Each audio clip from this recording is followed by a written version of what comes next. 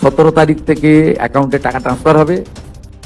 আর এটা কেবলমাত্র এই মাসে হয়ে যাবে, পরের মাসে থেকে বিজেপি সরকার যতদিন থাকবে প্রত্যেক মাসে দ্বিতীয় সপ্তাহে টাকা ট্রান্সফার হয়ে যাবে। এই আবেদনকারীদের প্রত্যেকটা ভেরিফিকেশন করার কাজ চলছে। ভেরিফিকেশন প্রায় শেষ পর্যায়ে এসে গেছে।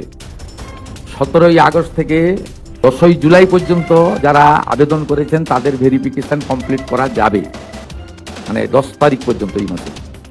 11 থেকে 31শে জুলাই ভেরিফিকেশনের জন্য আরও সময় লাগবে।